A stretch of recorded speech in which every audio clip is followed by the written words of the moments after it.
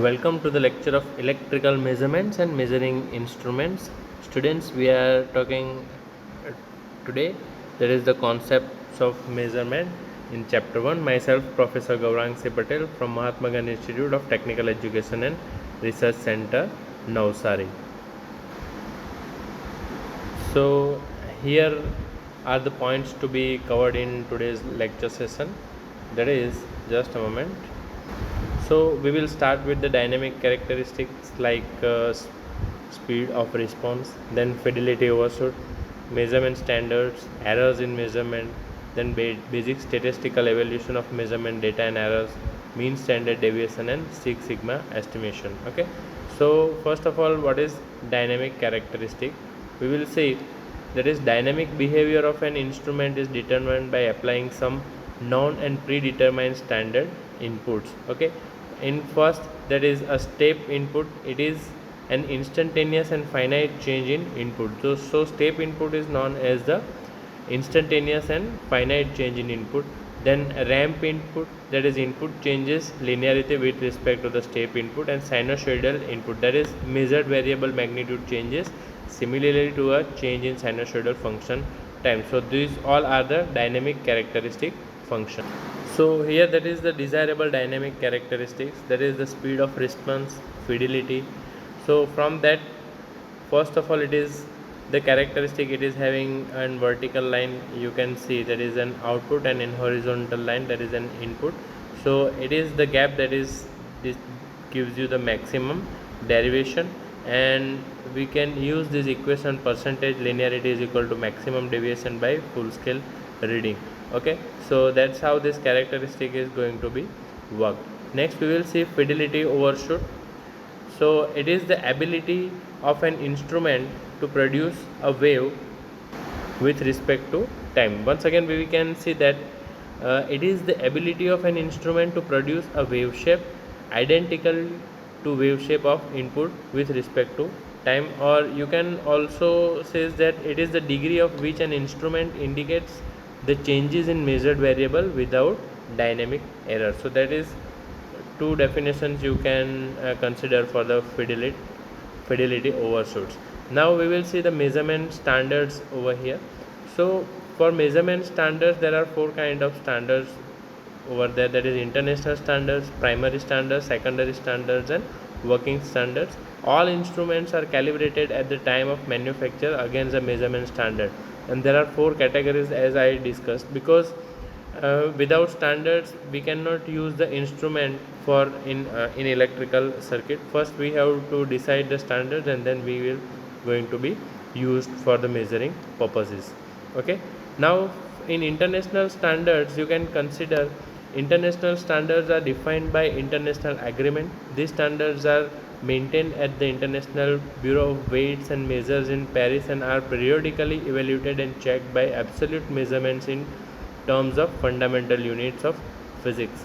And for the primary standards are maintained at national standard laboratories in different countries. The principal function of primary standards is the calibration and verification of secondary standards, and primary standards are absolute standards of such high accuracy what they can be used as the time ultimate reference standard. So these two definitions are for the international standards and the primary standards. In secondary standards and working standards, in secondary standards are basic reference standards used by measurement and calibration laboratories in industries. Each laboratory periodically sends its secondary standards to National Standard Laboratory for the calibration. And for working standards are used to check and calibrate the instruments used in laboratory, and absolute standard is one of whose value can be calculated from physical dimensions only. So these are the four standards, and each and every standards having their different working positions. Okay, now we will see what is the error in the measurement.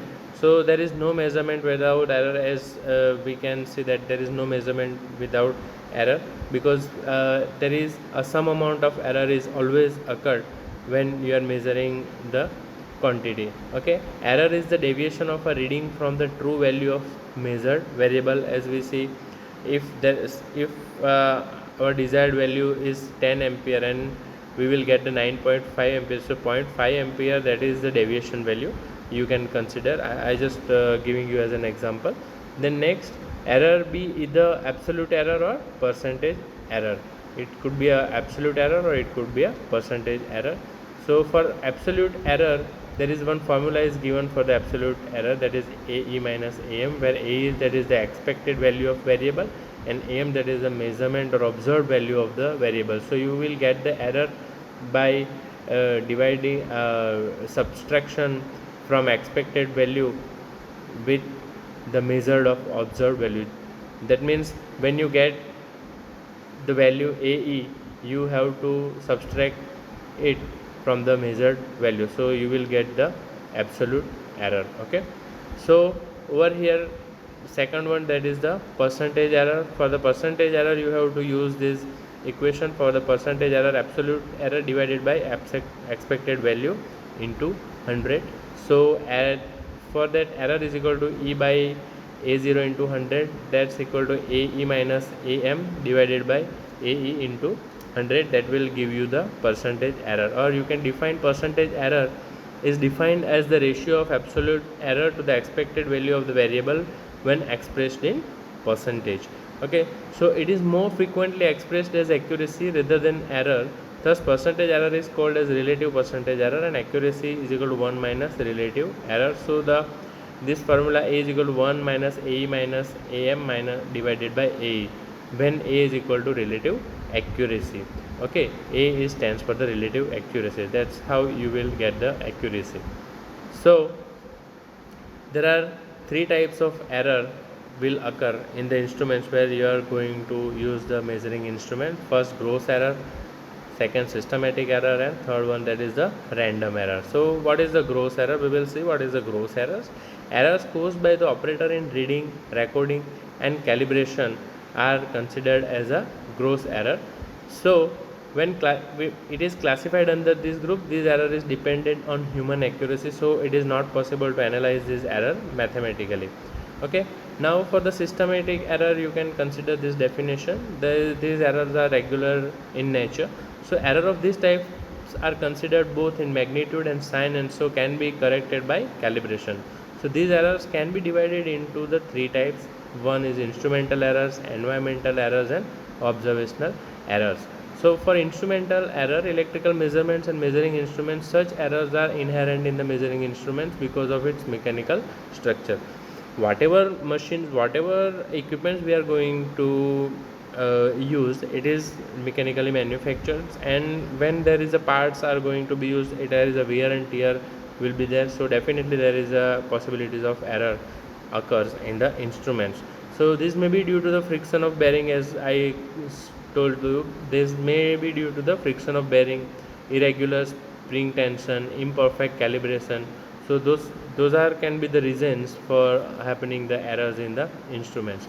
And once again, incorrect readings due to these errors can be avoided by using the following procedures. Okay, so to following certain procedures, we can eliminate those errors. For environmental errors, there is instrument reading are largely affected due to the change in surroundings such as temperature change, pressure change, change in humidity. हम लोग देखते हैं कि भाई temperature अगर change होता है, pressure change होता है, ह्यूमिडिटी चेंज होती है, तो इसकी वजह से जो भी इंस्ट्रूमेंट है उसके अंदर उसके बिहेवियर पे थोड़ा सा उसका अफेक्ट होगा, तो उसके वजह से थोड़ी सी एरर हमें मिलेगी इंस्ट्रूमेंट में. Okay, then neighboring strong electromagnetic of electrostatic fields vibrations also create error in instrument reading. What is this statement is state? If there is a strong electromagnetic instruments is used in neighbor, that means आप अगर किसी laboratory में ये metres use कर रहे हैं, तो अगर आप इस मीटर के बाजू में दूसरा कोई स्ट्रॉन्ग इलेक्ट्रोमैग्नेटिक प्रोड्यूस करने वाला दूसरा कोई मीटर अगर आप इसके साथ यूज़ करेंगे, तो उसका इफ़ेक्ट आप जो मीटर यूज़ कर रहे हैं उसके ऊपर भी थोड़ा बहुत हो सकता है. Okay, and the last point, to reduce this errors provide air conditioning, shielding, proper earthing and spring mounting. तो इस एरर्स को हम रिड्यूस करने के लिए पहले तो एक क्लीन एटमॉस्फेयर हमें उसे प्रोवाइड करना पड़ेगा. That means air conditioning atmosphere हमें प्रोवाइड करने पड़ेगा। इसके वजह से क्या होगा कि जो डस्ट पार्टिकल्स है वो इंस्ट्रूमेंट्स पे नहीं लगेंगे। बाहर का जो एटमॉस्फेयर है, फॉर एग्जांपल समर में बहुत टेम्परेचर बढ़ जाता है, विंटर में टेम्परेचर एकदम कम हो जाता है, तो एयर कंडीशनिंग सिस्टम से हम उस टेम्परेचर को मेंटेन कर सकते हैं और अपने जो इंस्ट्रूमेंट्स है उसको इस एरर होने से बचा सकते हैं। Okay, so to produce this errors provide air conditioning shielding, proper shielding कीजिए आपके इंस्ट्रूमेंट को कि कोई भी पार्टिकल्स इसके अंदर जा ना सके।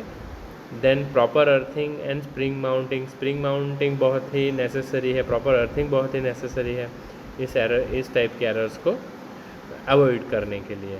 Okay, now here we will see the observational error. Of course observational error that is happened in the this kind of analog machines. हमारे जो conventional instruments है, they are using then indicating pointer.